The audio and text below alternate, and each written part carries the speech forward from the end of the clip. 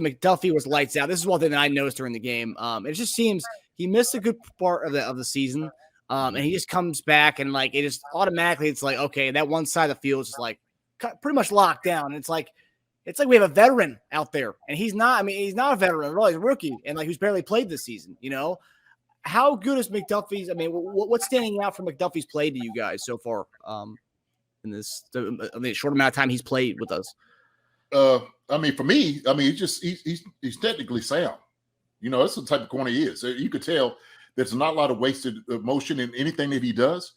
And you like one of the one that he knocked the ball away from, I think it might have been Zay Jones or Marvin, I don't know which one, where he grabs his arm, you know, right close to his chest and knocks the ball down.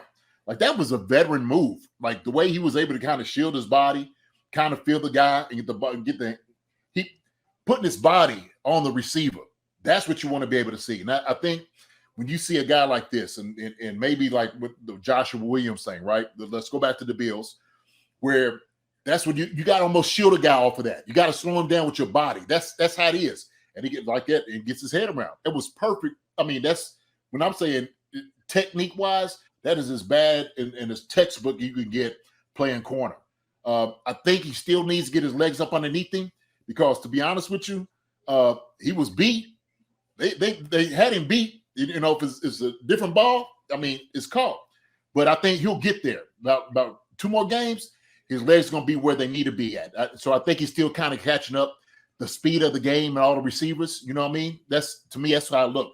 But as far as technique sound, when your technique sound, when somebody's beating you by speed, that technique wins out. And so that's what he did. He played everything, man. He used everything, all the tricks in his bag. He used it today, and it looked good. Looked good. Yeah, there's a few positions in the league that if I was good enough to play in the NFL, there's a few positions I would hate to be a first-round pick at. It'd be quarterback, tackle, edge rush, and corner. And particularly the corner position, because we're talking about McDuffie, you are expected as a first-round pick, especially if for a guy that got traded up for in the first round by a team that is in Super Bowl contention each and every year. There is so much pressure on you to perform day one. And to your point, Marcus, about the fact that he's missed, I think he missed 6 games this year. There was so much unknown going into the halfway point of the season with Trent McDuffie. We hadn't seen much. But going into today's game, he had not given up a completion on his side of the field. And I know people are focused so much on interceptions because the last first-round pick that the Chiefs took at cornerback was Marcus Peters, who's an absolute ball hawk. The guy just loves baiting quarterbacks into throws that he ends up taking away. That's his greatness. That was what Marcus Peters was awesome at. McDuffie's not that kind of guy. Right. As JD just said, he's fundamentally sound. You know why that is? He can't rely on the same things that Marcus Peters does. Marcus Peters is over 6 foot tall. He can go out there and play that style of football and get away with it because he has wide receiver type of body. Trent McDuffie's an undersized cornerback. He's about 5'9", 5'10".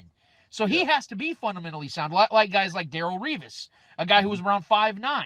But he was a lockdown corner. That's why his interception numbers weren't high, because no one was throwing to him. And that's what happened again today. McDuffie was not getting touched a lot today. He did get beat. I did see that one throw. He did get beat. But what he does to make up for that, he gains ground.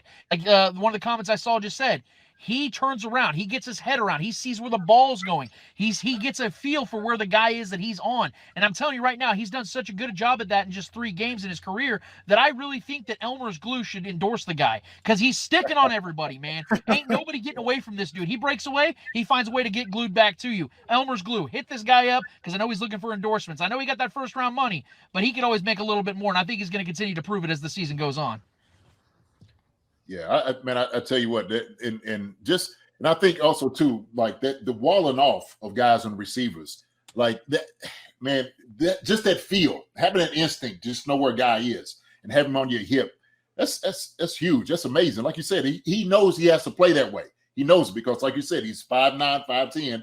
I don't know what they're giving him. Have they given him 5'10"? I think they gave him 5'10", didn't they? With cleats. Yeah, I hear you. Yeah, he's standing on the phone book.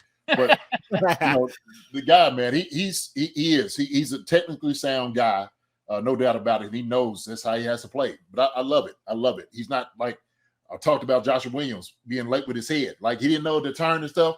Trent McDuffie, feel, touch, ball, looks right, and so you don't have to worry about him like, oh man, his head being late, stuff like that. Now he's He's like this. Everything is just clicked in motion all together.